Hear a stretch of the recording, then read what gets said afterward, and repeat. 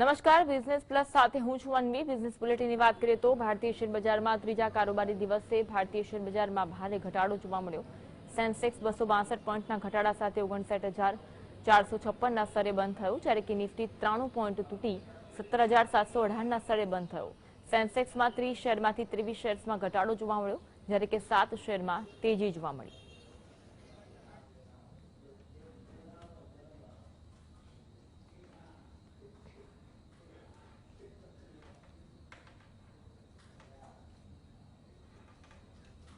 તો માર્કેટના કારોબાર અંગે ચર્ચા કરવા આપણી સાથે જોડાયા છે માર્કેટ એક્સપર્ટ પ્રતીત પટેલ। પ્રતીતભાઈ, સ્વાગત છે આપનું। પ્રતીતભાઈ, સપ્તાહના ત્રીજા દિવસે સેન્સેક્સ અને નિફ્ટી રેડ ઝોનમાં બંધ થયા, ત્યારે શું કહેશો માર્કેટની આ મુવમેન્ટ વિશે? જી, જે રીતે ગઈકાલે એક ફેડરલ રિઝર્વની મહત્વની ઇવેન્ટ હતી અને આ ઇવેન્ટને લઈને એક એક્સપેક્ટેશન જે રીતની બની હતી એ એક્સપેક્ટેશનને લઈને ગઈકાલે થોડુંક પ્રોફિટ બુકિંગ જોવા મળ્યું હતું। પરંતુ આપણે જોયું કે ગઈકાલે જે રીતે ફેડરલ રિઝર્વની મિટિંગમાં જે પ્રકારનું આઉટકમ આવ્યું એક એક્સપેક્ટેશન પ્રમાણે આવ્યું છે। તો મારી દ્રષ્ટિએ હવે અહીંયાથી માર્કેટમાં ઇવન ગ્લોબલ માર્કેટ્સમાં પણ વધારે ચિંતા કરવાની જરૂર નથી। ઇવેન્ટ પૂરું થયું છે, ઇવેન્ટનું રિસ્ક પૂરું થયું છે। આવનાર દિવસોમાં તમે જોશો તો પાછી એક રિલીફ રેલી જોવા મળી શકે। પરંતુ અહીંયા એક વસ્તુ સમજવાની જરૂર છે કે ગ્લોબલ માર્કેટ્સ છે એ ગ્લોબલ માર્કેટ્સ બેર મૂડમાં છે। યુએસ નું માર્કેટ હોય, યુરોપના માર્કેટ્સ હોય, ઇવન હોંગકોંગનું માર્કેટ હોય, આ બધા 52 વીક લોની આસપાસ છે। જ્યારે આપણું માર્કેટ છે ન્યૂ ઇન્ડિયાનું માર્કેટ તરીકે આજે પ્રતીત થઈ રહ્યું છે કે આપણા માર્કેટ છે 52 વીક હાઈની પાસે છે। તો આ ક્લિયર કટ ઇન્ડિકેટ કરે છે કે વિશ્વમાં આપણા દેશની છાપ શું છે, વિશ્વમાં આપણા દેશનું વેટેજ શું છે આજે, અને આપણા દેશનું મહત્વ શું બની રહ્યું છે। ગ્લોબલ માર્કેટ્સમાં યુએસ જેવા યુએસમાં જ્યાં ત્રણ વાર 0.75 બેઝિસ, કદાચ એની હિસ્ટ્રીમાં પાછલા 50-60 વર્ષોની હિસ્ટ્રીમાં પહેલી વાર આવું બન્યું હશે કે યુએસ ફેડે એની 0.75 બેઝિસના રેટ હાઇક સતત 3 વાર કરવા પડ્યા છે।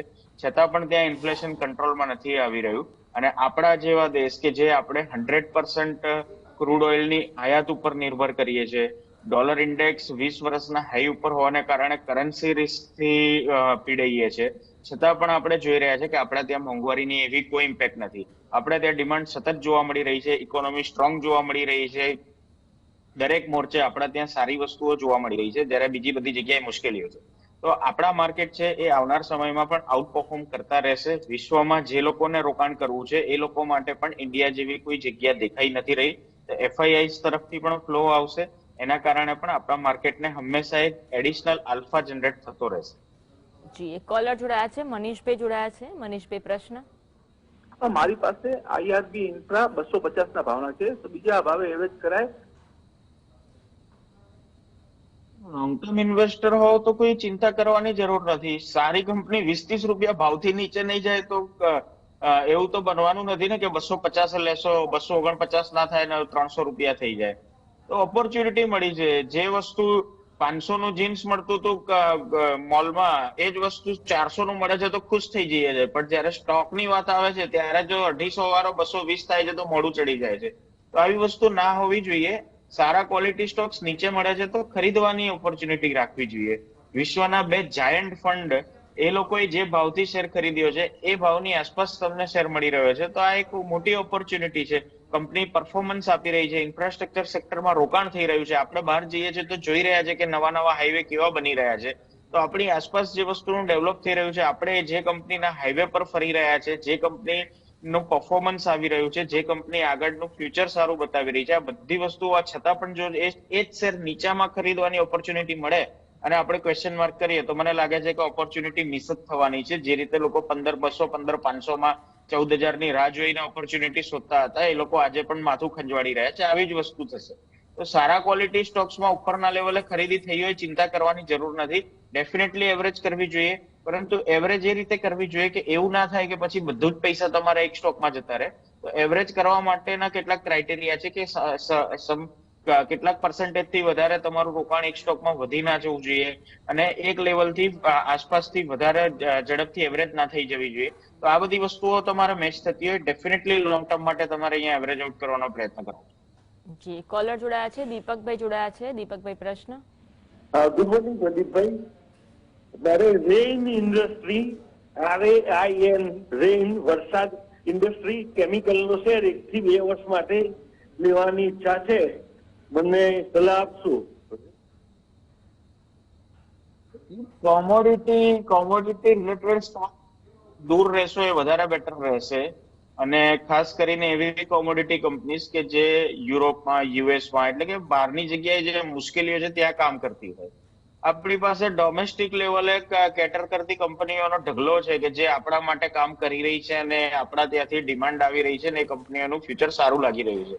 તો આપણને જયારે અનિશ્ચિતતા ખબર છે, જે વસ્તુને આપણે જજ નથી કરી શકવાના, આગળ જઈને યુરોપમાં શું સિચ્યુએશન થશે, યુએસમાં ડિમાન્ડ આવશે કે નહીં આવે, અને ડિમાન્ડ નહીં આવે તો આ પ્રકારના કોમોડિટીઝના પ્રાઇસીસ ઉપર રહેશે, નીચે આવી જશે, શું થશે, આ બધી વસ્તુઓની અનિશ્ચિતતા છે. તો શું કામ આ લેવલે રોકાણ કરવું? હા, ડેફિનેટલી અહીંયાથી કદાચ 4 મહિના 6 મહિના પહેલા પૂછ્યું હોત તો મારો જવાબ હા રહેત. પરંતુ પરિસ્થિતિ જેમ બદલાય એમ આપણે રોકાણ માટે પણ આપણા વ્યૂને ચેન્જ કરવું જોઈએ. અને આ વસ્તુ હું એમ નથી કહેતો કે આ જીવન રહેવાની છે. કંપની સારી છે, કંપનીની પ્રોડક્ટ સારી છે, પણ એઝ ઓફ નાઉ આપણને અનિશ્ચિતતા દેખાઈ રહી છે. તો અનિશ્ચિત સમયમાં આપણે સામેથી આપણા માટે રિસ્ક લેવા ના જવાય. આપણે એક રિટેલ ઇન્વેસ્ટર છે, આપણે રોકાણ કરતા પહેલા બધી વસ્તુઓ જોઈને રોકાણ કરવાની છે, કારણ કે આપણી પાસે લિમિટેડ ફંડ છે. તો એઝ ઓફ નાઉ મારી દ્રષ્ટિએ અવોઇડ કરવું જોઈએ. સિચ્યુએશન બેટર થાય ત્યારબાદ તમે આ પ્રકારના સ્ટોકને ભલે ઉપરના લેવલે ખરીદીની ચાન્સ મળે ત્યાં તમે ફરીથી વિચાર કરી શકો છો. નેક્સ્ટ કોલર છે કિરણભાઈ જોડાયા છે. જી, આપનો પ્રશ્ન. હા સાહેબ, મારે વિપ્રો ખરીદવા છે, તો આપ ભાઈ વિપ્રો લેવાય અત્યારે? અને મારી પાસે હિન્દુસ્તાન ઝિંક અને પેટીએમ પડ્યા છે, તો એની એવરેજ કરાય અત્યારે કે બધી? લોંગ ટર્મ ઇન્વેસ્ટર હો, શરૂઆતમાં મેં આટલી વાત કરી કે બાકીના બધાના માર્કેટોના ઠેકાણા નથી રહ્યા અને આપણા માર્કેટ 52 વીક હાઈ ઉપર ટટ્ટાર ઉભા છે. હવે જો તમને તમારી દેશની ગ્રોથ સ્ટોરી પર વિશ્વાસ હોય તો તમારે રોકાણ કરવું જોઈએ. તમને વિશ્વાસ ના હોય, તમને લાગતું હોય કે આ બધી વસ્તુઓ ખોટી છે, આપણી હાલત તો અમેરિકા ખરાબ હોય તો આપણે ક્યારેય સ્ટ્રોંગ રહી જ ના શકીએ, આપણી સિચ્યુએશન તો ખોટી જ દેખાઈ રહી છે, માર્કેટ ખોટા જ વધી રહ્યા છે, તો તમારે રોકાણ ના કરવું જોઈએ. લોંગ ટર્મ ઇન્વેસ્ટર જો સારી કંપનીઓની વાત કરી રહ્યા છે, ડેફિનેટલી રોકાણ કરવું જોઈએ. અને વિપ્રો, ટીસીએસ, ઇન્ફોસિસ હું વારંવાર જણાવી રહ્યો છું, જો તમારી જોડે 4-6 મહિનાની પણ પેશન્સ ના હોય તો તમારે આ પ્રકારના સ્ટોકને જોવા જ ના જોઈએ. કારણ કે એઝ એ ઇન્વેસ્ટર આપણે એટલા સ્વાર્થી હોઈએ છીએ કે માત્ર ને માત્ર આપણો જ સારો સમય કંપનીઓ કાઢીને આપે. કંપનીના ખરાબ સમયમાં આપણે કંપનીના સાથે રહેવું જ નથી. ટીસીએસ જે લોકોની જોડે 2004 ના આઈપીઓ ના પડ્યા છે, જેમાંનો હું એક છું, તો એ લોકોને આજે પણ કંપનીએ જો 2004 થી આજ સુધી જોવા જઈએ તો કેટલા બોનસો, કેટલી બાયબેક, કેટલું ડિવિડન્ડ, એ બધી વસ્તુઓ જોઈને જોઈએ તો આજે પણ મલ્ટીફોલ્ડ રિટર્ન આપ્યું છે. અને આ વર્ષોના જોવા જઈએ 18 વર્ષોની અંદર તો કંપની માટે 7-8 વર્ષ ખરાબ પણ આવ્યા છે. પણ જે લોકોએ 7-8 વર્ષ કંપનીને સાથ આપ્યો છે એ લોકોને જ બાકીના 10 વર્ષના ગ્રોથનો ફ્રૂટ મળ્યું છે. તો સારી કંપની, વિપ્રો જેવી કંપનીઓ કે જે કંપનીઓ માટે ખરાબ સમય છે, 4-6 મહિના રહેશે, કારણ કે પ્રાઇઝમાં ફેક્ટરિંગ થઈ ગયું છે, છતાં પણ ગ્લોબલ લેવલ અનિશ્ચિત થાય છે, યુરોપની હાલત ખરાબ છે, અમેરિકાની હાલત ખરાબ છે, તો 2-3 ક્વાર્ટર ખરાબ આવવાના છે. પરંતુ 2-3 ક્વાર્ટર ખરાબ આવશે તો હવે પ્રાઇસ વાઇઝ સ્ટોક નહીં ઘટે, સ્ટોક રેન્જમાં રહેશે ને એ રેન્જની અંદર અથડાયા કરશે. જો તમારી જોડે એ તાકાત હોય, એ પેશન્સ હોય, એ ધીરજ હોય કે તમે એ 4-6 મહિનાના રેન્જને જોઈ શકો છો કે માર્કેટમાં ઉથલ પાથલ થાય, તમારો સ્ટોક નીચે પણ ના જાય કે ઉપર પણ ના જાય, તો તમારે ડેફિનેટલી ખરીદી કરવી જોઈએ. 2-3 વર્ષમાં આ પ્રકારના સ્ટોક ફરીથી સારા રિટર્ન આપવાના. નેક્સ્ટ કોલર છે રશ્મિનભાઈ જોડાયા છે. જી, આપનો પ્રશ્ન કયો છે? નમસ્તે પટેલ સાહેબ, મારે ટીસીએસ લેવા છે સાહેબ, આપે હમણાં જ જણાવ્યું એ પ્રમાણે, તો કયા લેવલે હું ટીસીએસ લઉં સાહેબ?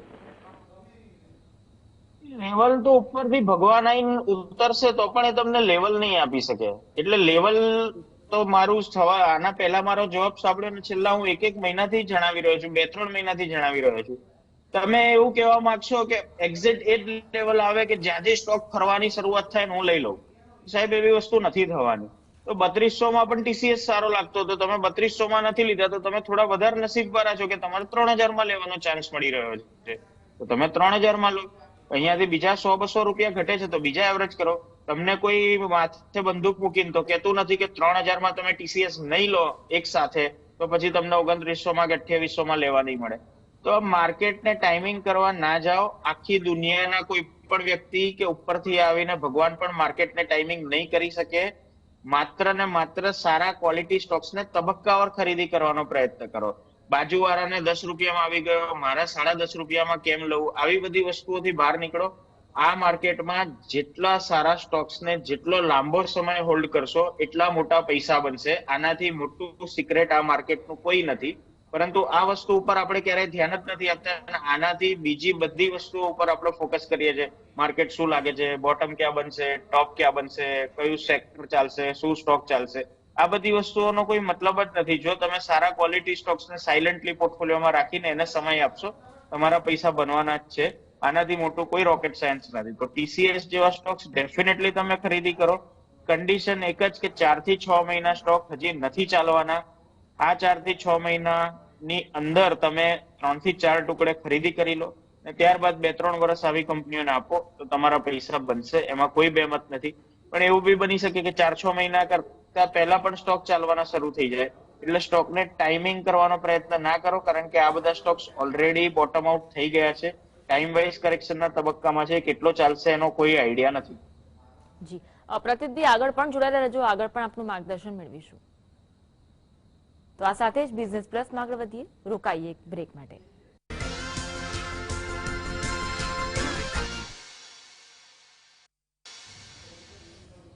બ્રેક બાદ સ્વાગત. આપણી સાથે માર્કેટના એક્સપર્ટ પ્રતિતભાઈ જોડાયેલા છે. એક કોલર જોડાયા છે મહેશભાઈ. મહેશભાઈ, આપનો પ્રશ્ન કયો છે? નમસ્કાર પ્રદીપભાઈ, મારે પ્રેસ્ટીજ એસ્ટેટ કે ગોદરેજ પ્રોપર્ટી રિયલ એસ્ટેટના શેરમાં 1 થી 2 વર્ષ માટે રોકાણ કરવાની ઈચ્છા છે, મને સલાહ આપશો? બંને સારી કંપનીઓ છે. 100 રૂપિયા રોકવા છે, 50-50 રૂપિયા બંને કંપનીમાં રોકી શકો છો. પોર્ટફોલિયો જેટલો ડાયવર્સિફાઈડ રાખશો એટલું વધારે સારું રહેશે. કારણ કે મુશ્કેલી એ થાય છે કે કદાચ 3 મહિનામાં રિયલ એસ્ટેટ સેક્ટર ચાલે અને આપણો સ્ટોક ના ચાલે, એટલે આપણે સોનું લીધું હોય તો પણ આપણને કચરો લાગવા લાગે છે. તો જે પણ ડાયવર્સિફાઈડ પોર્ટફોલિયો કરશો એટલું તમારા માટે સારું રહેશે. કારણ કે 5 સ્ટોક લીધા હશે કદાચ, તો 5 માંથી 3 ચાલશે તો 2 સ્ટોક માટે એટલી ચિંતા નહીં થાય. પણ જો એક જ સ્ટોક લેવા જશો આંગળી મૂકીને અને એ સ્ટોક ગમે તેટલો સારો હશે પણ 2 મહિના નહીં ચાલે, તો એ 2 મહિના પછી તમારી પેશન્સ નહીં રહે. લેવું ઘણું ઈઝી છે, પણ એ સ્ટોકને રાખી મૂકવું, એને પેશન્સ સાથે એને હોલ્ડ કરવું, એ સૌથી મોટું ટાસ્ક છે અને એ કોઈનાથી થતું નથી. તો બંને કંપનીઓ સારી છે. આ સિવાય પણ રિયલ એસ્ટેટ સ્પેસમાં ઘણી સારી કંપનીઓ છે.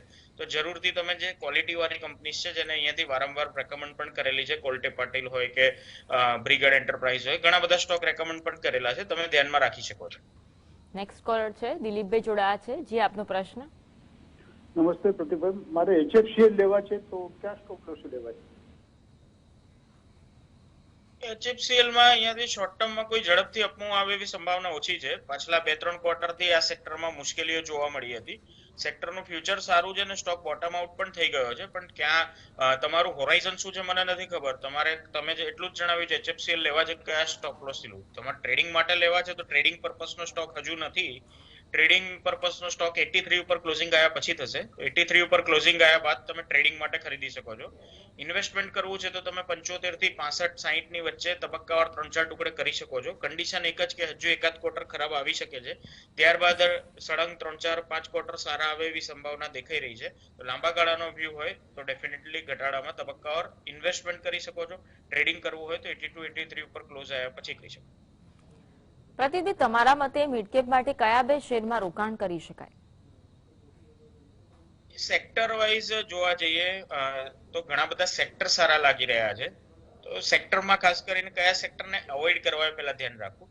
ઓઇલ એન્ડ ગેસ છે, ઓઇલ માર્કેટિંગ કંપનીઓ છે, કોમોડિટી સ્ટોક છે, આ બધા સેક્ટરને હું વારંવાર છેલ્લા 3-4 મહિનાથી અવોઇડ કરવાની વાત કરી રહ્યો છું. જે લોકો રેગ્યુલર વ્યુઅર્સ હશે એમને ખ્યાલ હશે, મેટલથી આપણે લાંબા ગાળાથી કહી રહ્યા છે કે શોર્ટ ટર્મ મીડિયમ વ્યૂ હોય તો મેટલથી દૂર રહેવું જોઈએ. મેટલ આપણે જોઈ રહ્યા છે 2 દિવસ તેજી થાય, 2 દિવસ મંદી થાય, અલ્ટિમેટ 4 મહિનાથી મેટલ ત્યાંનું ત્યાં છે. નીચેથી માર્કેટમાં આટલી તેજી આવી, એમાં મેટલનું કોઈ ખાસ કોન્ટ્રીબ્યુશન નથી.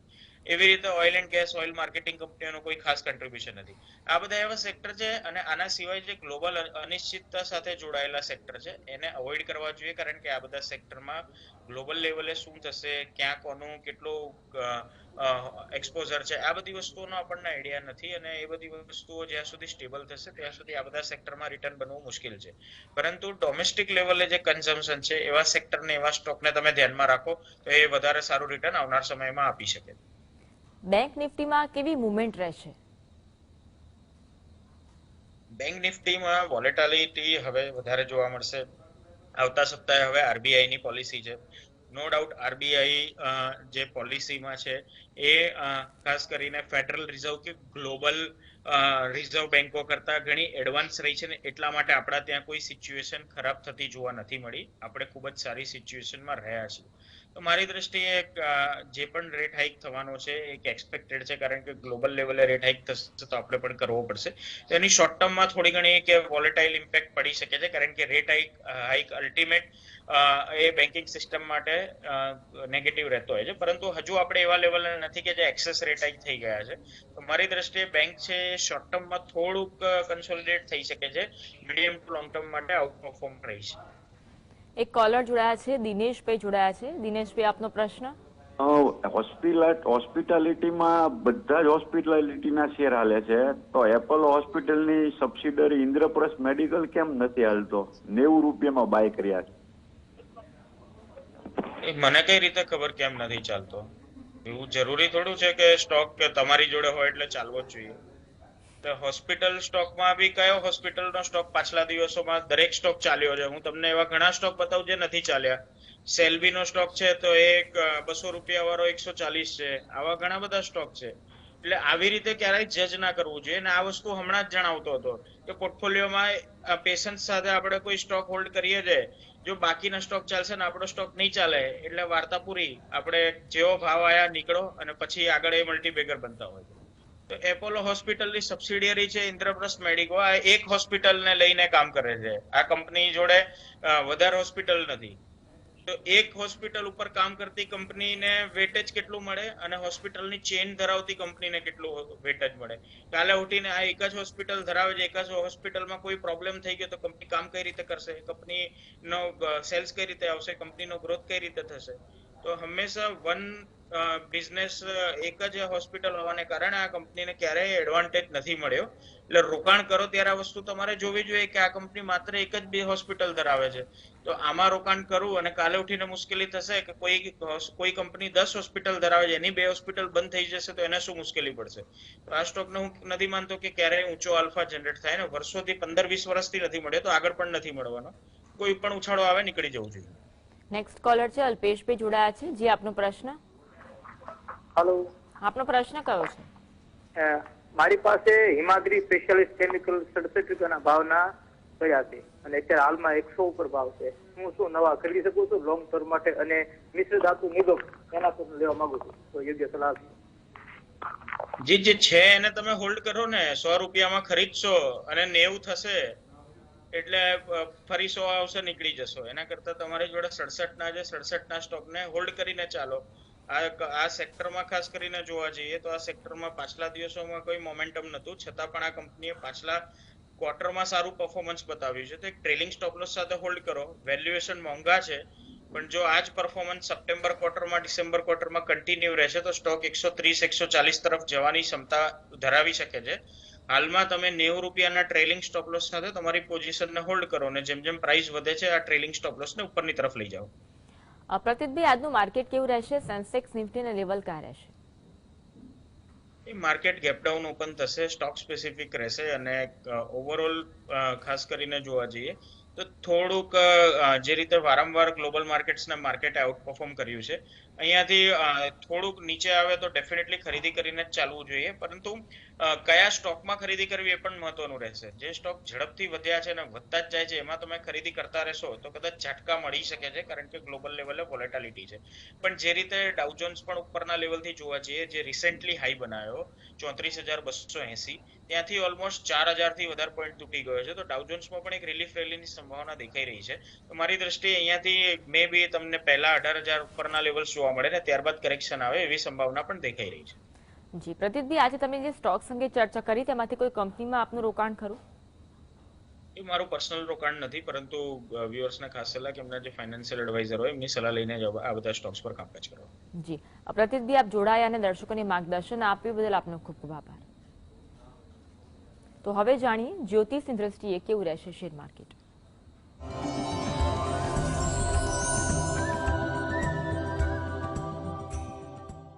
ગુરુવાર તારીખ 22/9/2022. આશ્લેષા નક્ષત્ર અને કર્ક રાશિ છે. બજારનું ઉદિત લગ્ન ગ્રહ નક્ષત્ર યોગની સ્થિતિને આધારે જ્યોતિષ ગણતરી કરીએ તો બજારની સંભાવના મંદી તરફી એટલે કે ડાઉન ટ્રેન્ડ દેખાય તેવી સંભાવનાઓ લાગી રહી છે. બજાર સમય બપોરે 1:30 થી 2:30 વચ્ચે બજારની મુવમેન્ટ ક્યાં ધીમી પડી જાય અથવા નેગેટિવ ટ્રેન્ડ વધી જાય તેવા યોગ પણ સંભવિત બને છે. માટે આ સમયગાળા દરમિયાન થોડી તકેદારી વધુ રાખવી પણ હિતાવહ કહી શકાય. એફએમસીજી છે, એજ્યુકેશન, ટ્રાન્સપોર્ટ જેવા સેક્ટર છે, એ સેક્ટરમાં મુવમેન્ટ વધે, ક્યાંક મોટો ઉછાળો આવી જાય, એમાં ટ્રેન્ડ બદલાતા જોવા મળે તેવી પણ સંભાવનાઓ જણાઈ રહી છે. માટે આ સેક્ટરમાં પણ થોડી તકેદારી રાખવી જેથી કરીને છેતરામણીની ચાલમાં કોઈ ગફલત ન થઈ શકે. સિલ્વર કોપરમાં પણ મુવમેન્ટ થોડીક વધુ દેખાય, એમાં પણ ઉતાર ચઢાવના યોગ વધુ છે. માટે આ વસ્તુઓમાં પણ કામકાજ કરતી વખતે થોડુંક વધુ ધ્યાન આપવું જરૂરી છે. સાંજના 6:30 થી 7:30 દરમિયાન થોડુંક તકેદારી રાખીને કામ કરવું, કારણ કે બજારમાં આ વસ્તુઓમાં ચંચળતા થોડીક વધી જાય તેવી પણ ધારણા દેખાઈ રહી છે. એગ્રો કોમોડિટીમાં જોઈએ તો ધાણા, ઈસબગુલ, વરિયાળી, જીરા, ફુદીના જેવી વસ્તુઓમાં મુવમેન્ટમાં અચાનક વધઘટ આવી જાય, ટ્રેન્ડ બદલાતો જોવા મળે તેવી પણ સંભાવના છે. તેમાં પણ બપોરે 3:30 થી 4:30 સમયગાળા દરમિયાન થોડીક તકેદારી રાખવી પણ હિતાવહ છે. આ સમયગાળા દરમિયાન ટ્રેન્ડ ધીમો પડે અથવા કોઈ પણ રીતે બદલાતો જોવા મળે તેવી પણ જ્યોતિષ આધારિત ગણતરી લાગી રહી છે.